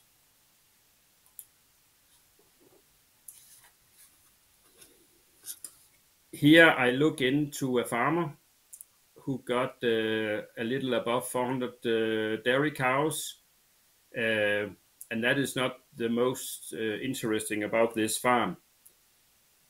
He dropping corn silage, making corn silage in a bunker, and he drive with the loader, 2 loaders in there, and they drive all the time, and they will put out thin layers of 5 to 10 centimeters of the maize, and the drivers there, they don't have time to turn off the machine. They have to be driving all the time. And this farmer could also drive with his own loader, but he decided not to do it because those 2 guys, they know each other, and he could do the last before they're going to put the folio, the plastic, on top. And I want to share something. If you go from like 5 to 10 centimeters thin layer, and you go up to 25 centimeters, and I will visit your farm, I would like to do that. I cannot see if you have done it, but the only thing that will happen is that you will reduce the amount of dry matter with up to 50%. And when you are making maize silage, you have to cut it. That is the recommendation from Denmark, within 8 millimeters, and you have to have a very good kernel cracking on top of that. So I think that is very important. And this work that you are supposed to do as a farmer, you cannot compensate by using inoculants, acids, or anything else. If you do a poor job, you decided that you will waste a lot of money. That's the only thing you are sure of. Here I have a farmer. That's another farmer. He have a little about average amount of cows, 230 cows, delivering 2,300,000 and almost 50 tons per year of milk. It's Holstein cow. It's 4.45 in fat and 3.7 in protein, almost 3.7 in protein. He got a very good milk quality. I think he got the best price for the last 2 to 3 years every time. The seller count is about 100 to 150,000. But when he started, was a young farmer, he was trying a lot of things, and the milk quality wasn't that good. You can see here there is 4 pictures. Up here in the left side, you can see the number 1, and that is grass silage. When you are looking in the wall, and you can see some white spots, that is sodium, like you put on your food when you eat. And this farmer, he puts a little on top when he finished driving with the loader. And then you can also see that the plastic is up against the wall. And if you look down to number 2, that is the corn silage. And he likes to clean in front of the corn. and try not to make a mess here when he takes out, but he needs a very good loader. Not many farmers use the hand to load silage, but this guy does if it's not easy to do it with a loader. On the right, there is a picture, and if you go from below to the top, from the below you can see there is some grass silage, and some of the folio he put in some sand and make sure that all the rainwater, there could be like 30-40 meter in front on top of the plastic with a lot of water, and then this water will go between the wall and this folio, the black folio, and not into the surface of the silage. And every time he gets a new guy, maybe from Russia or Ukraine or Latvia or Estonia, I don't know where he got his people, but good working people from this, normally he have to tell them, this is how we do it here. You can also see here, I made on the picture number 4, a white spot. And every time, if there is anything to any silage that is not good, he will take it away by hand before he feed it out. Because this guy is not very funny to spend his money, like many other farmers. So he will make sure that is possible to feed the cow will go to the cow.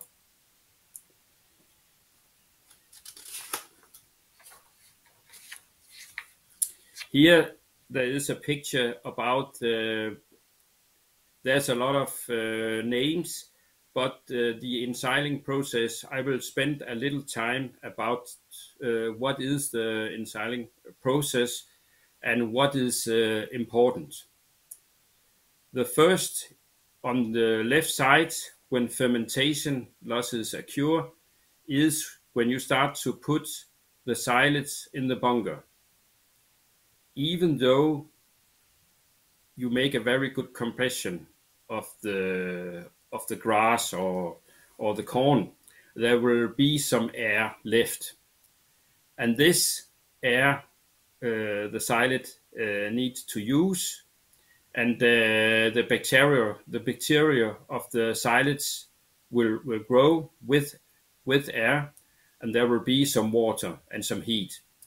And when the air is used, it will go over in another phase, and in that phase it will produce lactic acid, and that will reduce the pH of the silage, and that could take, there will be some steps, and when it will go very well, you will be finished. But when you open the bunker again and you expose the silage for air, there could be a second degradation of the feed, and some farmers lose most of the money here if they're not very accurate to feed the silage. But it's very easy to say, it's not very easy to do.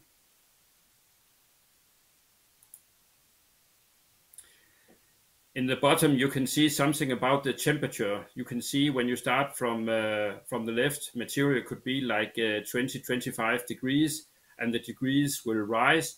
And in between phase 2 to 5, the temperature will hit like 20 degrees. If you put in frozen material, like we can do in the north, you could end up taking out frozen materials in the middle of May, when it's like 20 degrees. So you need to have a material that is not frozen, but it will take time, and when it's warm, it will go faster. And also here, if you make a very good compaction, it will go very good. But in the next slide, I know it's not easy for you to read, but maybe you you can have a paper of that. I put in some details, information. I know it's in English because I'm not able to talk another language. I need to learn that, but I'm not able to do it today. When things are going right, it will take like 2 to 3 hours. You will be finished using air, and you will have a little reduction in the pH, but not very much. And then you go over to the phase, and when things turns out well, this phase will be finished within 24 hours, and the pH will drop below 5. That is in a good situation. But if we go down, and when the compaction is not good, it will take a very long time, maybe 3 days, and it will still not be finished. And then when you go to the right, you can see here, the first you will produce acetic and lactic acid, and you need a little acetic acid. If you got too much acetic acid, the smell and the taste of the silage will be not that good. But it's better to have a little acetic acid than had a lot of lactic acid, and the silage is not stable. And you can see. Loodame, et Niels tuleb tagasi. Igastahes see on üks selline, ta tegi selle 6 faasiks ja siin ta seletab väga lihtsalt nagu lahti, mis ei ole väga lihtne ka, et kui palju siis tallamisega me võime teha head, kui meil on nii-öelda ideaalne olukord. Ja samamoodi on ta alla pannud ka siis märke, et mis ikkagi, kui suured need kaod võivad olla, kui meil läheb see tallamine natukene viltu. Eks ma siis proovin Nielsi asendada nii kaua, kui ta tagasi tuleb. Nii, siis see on siis nii-öelda taaskord kogu see, millest ta praegu siin räägib, erinevate joonistega, on siis see, et me suudaks pH alla saada ja siin on erinevad nii-öelda, kui palju me siis paneme survet. See on see sama number, nii-öelda, mis ta ütles, et kas me siis tallame selle 5–10 sentimeetrist kihti või meil on kiire juba ja me hakkame minema selle 20+ sentimeetrit siis kihtidega. Et selle tallamine kahjuks ei anna nii häid tulemusi, kui meil on siis nii-öelda lootus. Ja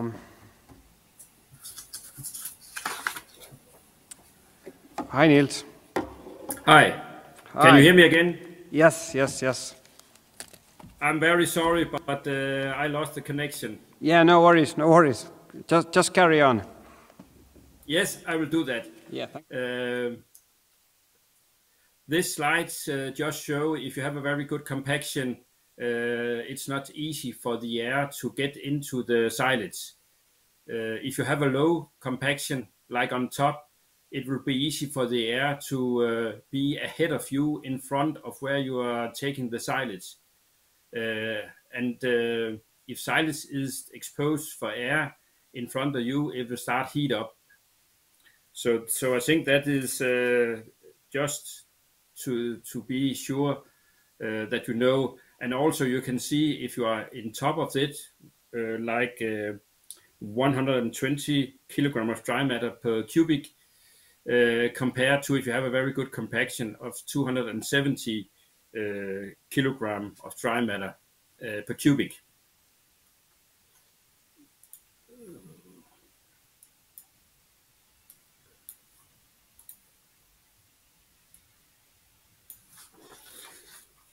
And here you can see a situation, what is happening when oxygen entering from the bunker phase.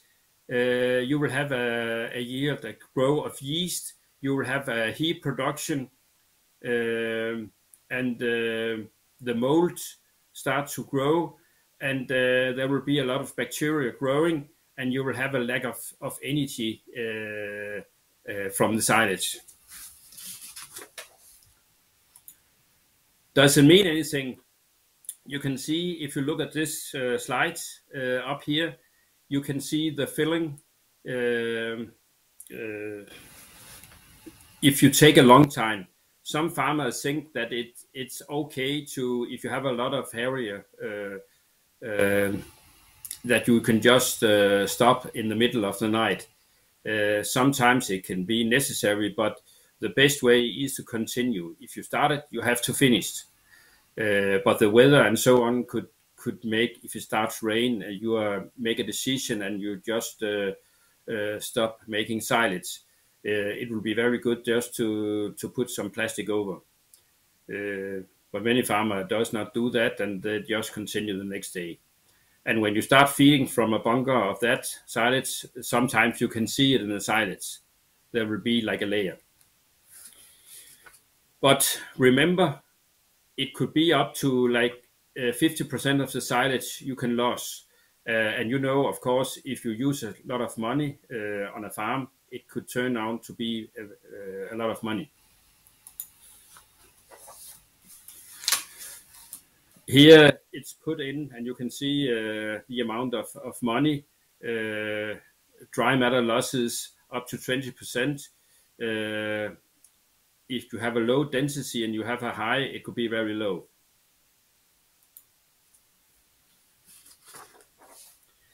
And this is a picture from a stomach from a cow. Many farmers in Denmark are using truck tires. A side of that put on top of the silage. And if it's going to be broken, you can see there is some metal here. And to be sure, the cows don't like that. So it's easier if you have a destroyed tire, just put it aside and don't use it on top of the silage.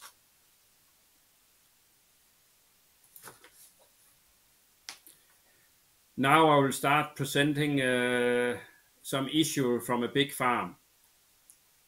This farmer is a guy that I've been known for several years.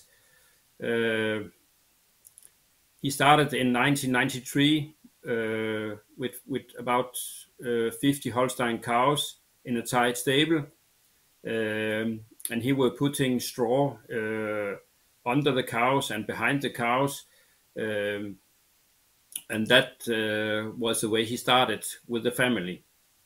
And today he have a farm with 3 production sites, and he got 34 employees.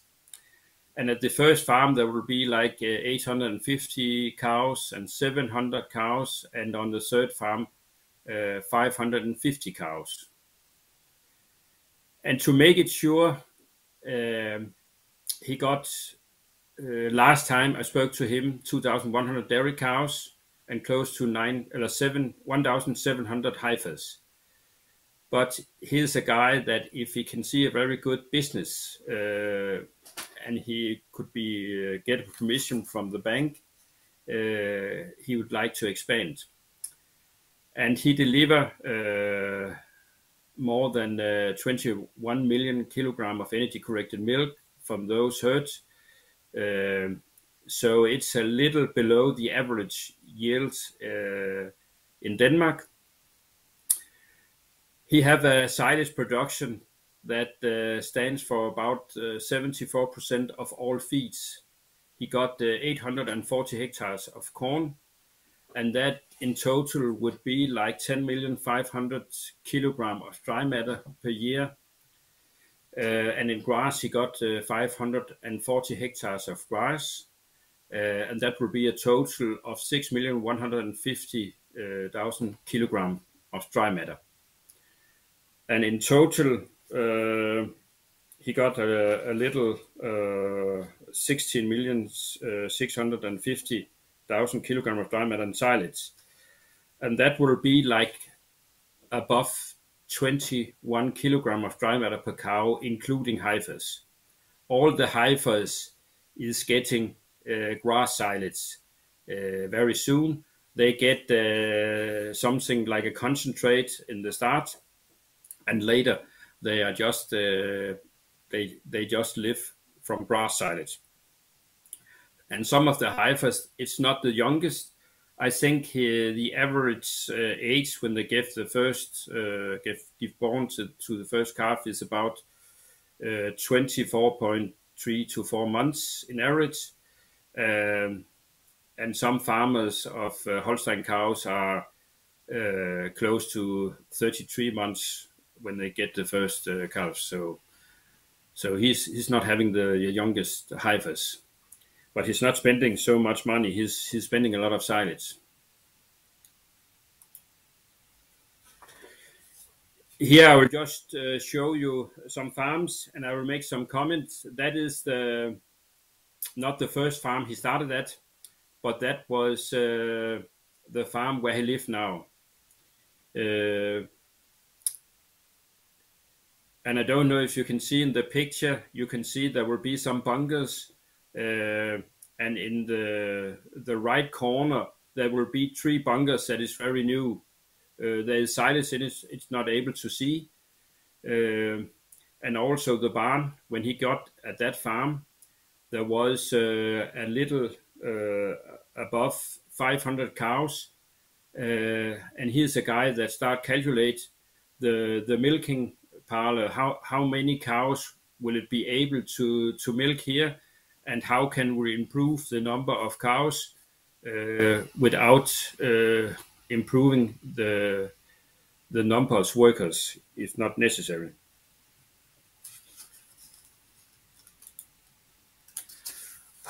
The second farm, this is a farm where you can see there is a new building in the top. It's very new. And you can also see some bunkers in the right side. There will be 3 bunkers that is also new. And before he entered that farm, there was a little below 400 cows on that farm, 360 to 400 cows.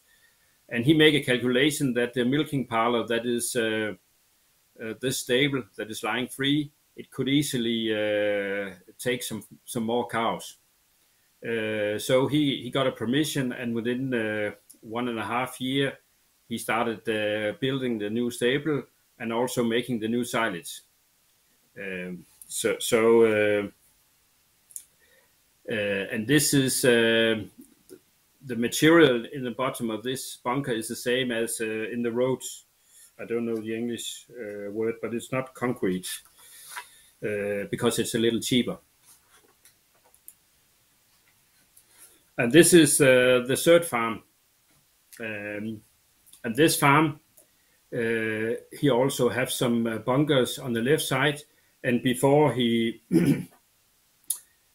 brought this latest farm, he had a lot of heifers in the stable.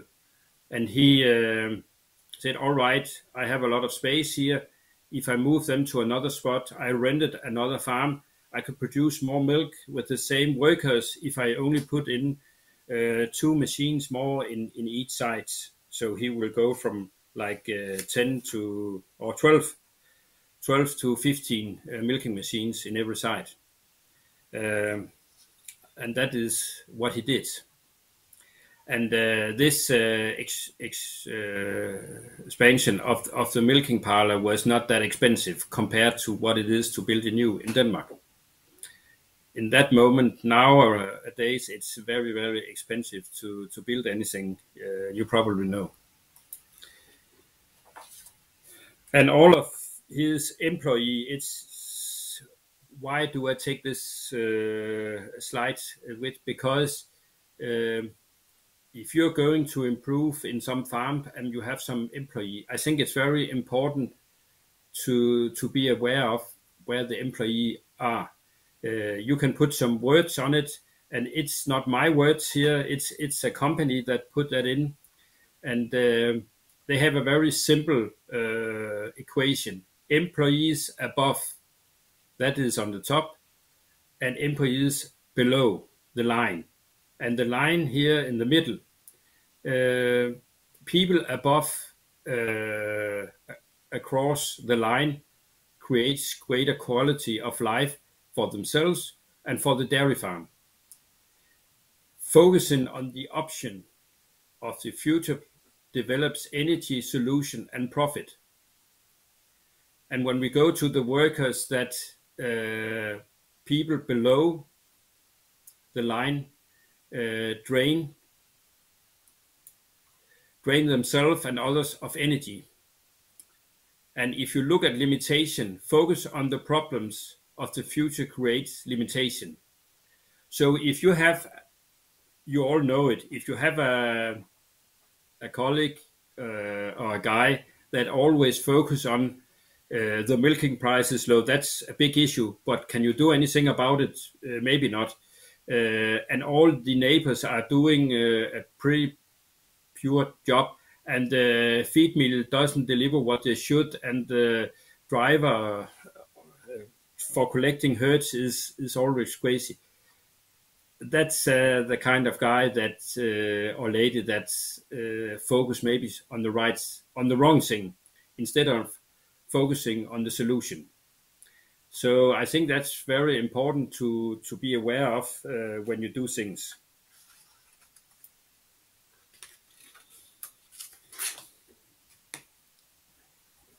Here I put in some pictures from this farmer.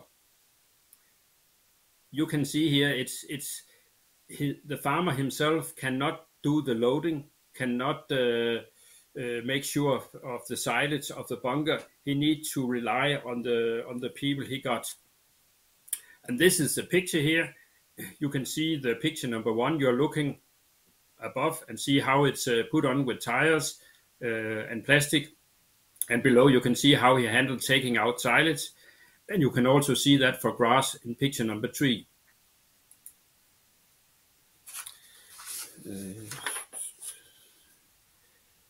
And here I think there might be a little, if I remember correct, I tried to make a little movie. You can see how it's done at his farm, putting tires very close on top of this. And if he doesn't put in this silo net, the birds will eat his silage, and he don't like that.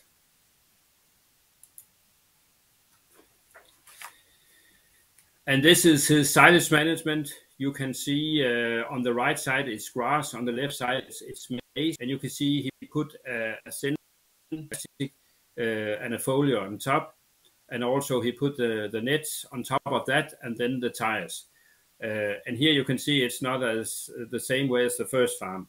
So this is his way of doing things.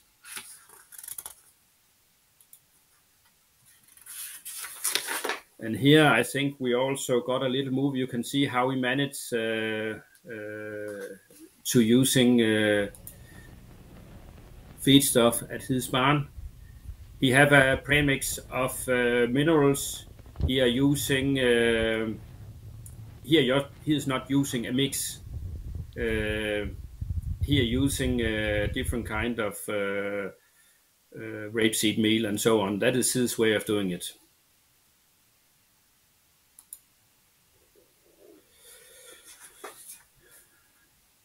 I don't know, from my screen it's not easy to see, but here on the right side I try to translate. This is this picture shows practical grass analysis from 2020, but it's not the same for farm as the one you just saw.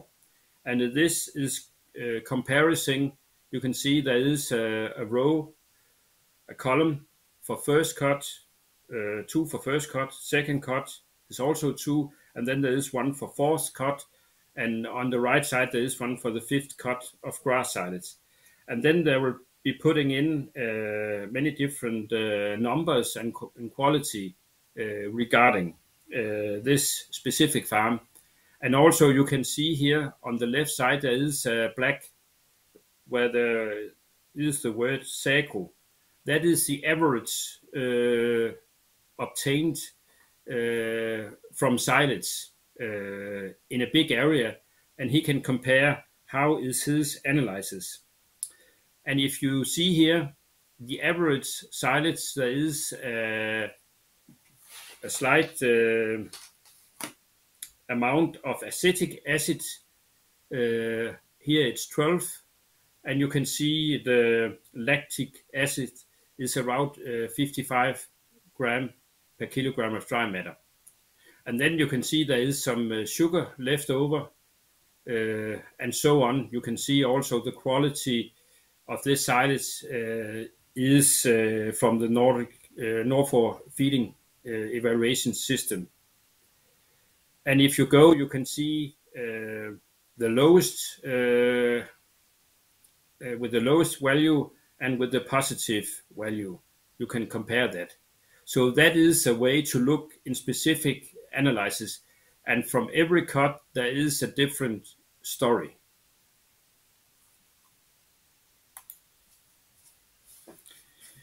Here you have another thing. I know that it's not that easy to see, but up here you can see the lactic acid, and from the left to the right you can see the acetic acid.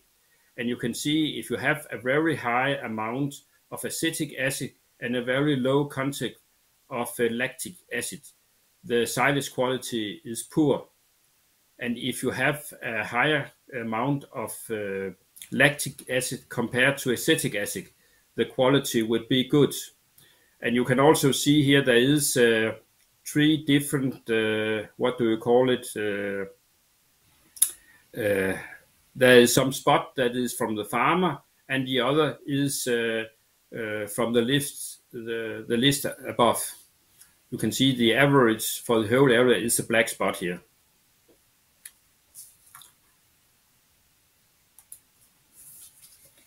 Then I have a little movie again, I hope. That is looking into the barn.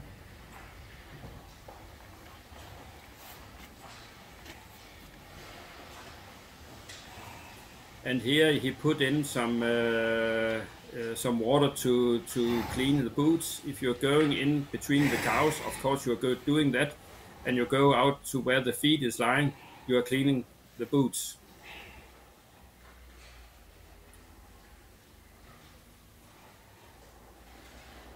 And here, if you look at the cow standing very still, I'm not able to handle my phone very quiet, but he got something in the nose because this cow is licking the other cows, and he got a problem about that some years ago. And you can also see where the drinking water is clean, and the cows are lying in a bed, and they also have an opportunity to clean themselves on the back.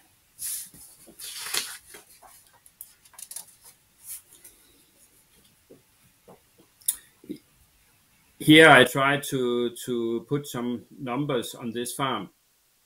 And this farmer, I think within the end of this year, will be close to 2,250 cows or something, and more heifers. And this is the amount of dry matter, you know. If my calculation is right about the feeding, he will use about 0.4 hectares per cow for corn silage, and 0.26 hectares of grass silage on top of that per cow. So he spent 0.66 hectares per cow for silage. And he is a little above yields of silage, both in corn and also in grass. But he is between the 10 best of producing silage to the lowest cost. He still only used 4 cod of grass silage, because for him, if he use 5 or 6 cod, the cost per cod will be the same, relating to the hectares he use.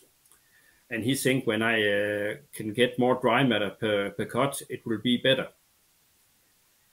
And then I try to calculate if you have a losses of 5% in the corn silage, and you compare that to the price put in your report of finance, that will have a value of 73 euros per hectares. And if you divided that out to cows, it will see 5% losses of silage on that herd will be like 29 euro per cow. And the same for grass, it's a little above 20 euros per cow. So it's huge amount of money. So this guy is aware of what the cost is. And here I put in some inoculants. There are 2 inoculants. And here you have an inoculant for grass, and you have another one for corn. And that is the 2 very good inoculants you can use. And normally you get a package size that can last for 50 tons of each. That will be, so you will have to use this package for 50 tons, and sometimes it's compared to or together with some water of like 4 liters per tons of silage. So you can see that to make sure that even though you are doing a very good way of handling silage, if you can have a rapid drop in pH, and you can have less heating issues, and you will be able to open the silage bunker fast, that will be a very good benefit of using this inoculant. And the same thing you can do for corn silage. And to sum up, I have been talking a lot of handling silage. I think I have a question here, why good silage management with use of inoculants are needed. Because safe feed reduces waste and climatic impact. Because using inoculants reduce waste and organic matter. And because very good silage improve the health of the herd. I have a farmer that have been using a lot of the first farmer that have been using and haven't had any milk quality within the best for some years. He has been doing a very good job, and he earns money. And I think that is maybe it's not the most funny thing to talk about, but it's necessary to be here. So if you want to do something good, make a good handling of the silage, and on top of that, you can improve by using inoculants. That will be my presentation.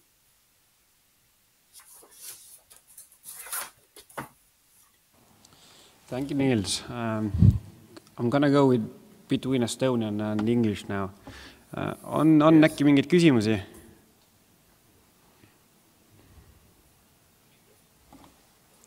We've got no questions at the moment, but thank you, Niels.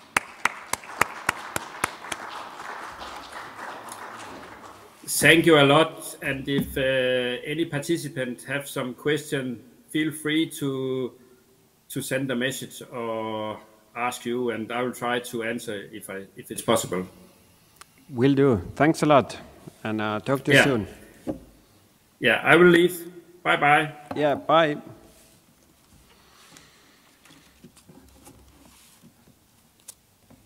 Nii, ja sellega nii-öelda siis meie loomakasvatuse pool ongi tegelikult väga hästi isegi aja raames on läbi saanud, ja ma teen siis vabariigi aastapäeva puhul, ma teen kogu sellest jutust teen ühe korraliku kokkuvõtte, ja saadan teile siis maili peale. Ja enne kui lõpetame, on äkki mingeid küsimusi veel tekkinud?